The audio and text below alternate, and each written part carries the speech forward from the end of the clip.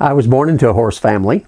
My dad had big horses and also had Shetland ponies whenever I was a little kid. I was born in 1945, and my mother says that I actually learned to walk holding the halter of a Shetland pony named Daffy. We called her Daffy, but my parents called her the dappled filly. A dappled is a color, and I couldn't say dappled filly. I could only say Daffy, so that became her name, and they gave her to me, and that was my first horse, a Shetland pony named Daffy. I raised my first miniature when I was a senior in high school, the first one that was small enough to be registered as a miniature. His name was Greaves and my dad had quarter horses at the time, and so I told him that as long as he had land and had a place, to keep Biggin. And so I went off and went to Baylor, and I graduated there, and then I went to Colorado and got a master's, and then we went to New York, and my wife and I were actors.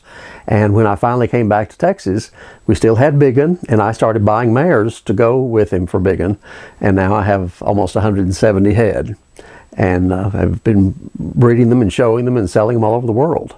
The latest, I have 2 grandchildren that live in New York City, and Grayson was born 8 years ago, and the next day after he was born, we had a filly born, and so I gave it to Grayson, and we named it Grayson's Girl. We call her Gigi for short. And then 3 years later, he had a little sister born, and her name is Gabriella.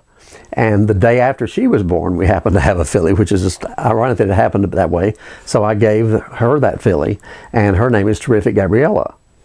And both of them happen to have had babies for them, and we've sold some of their babies, and it's gone into a college fund for them, or whatever parents want to do. And the same way with our daughters. On the grandchildren show, and it's kind of fun. It's fun for everybody to show. In fact, they wear old costumes that Tony and his sister wore when they were, and I'm talking about saving them for many, many years, from the 50s when he wore these things.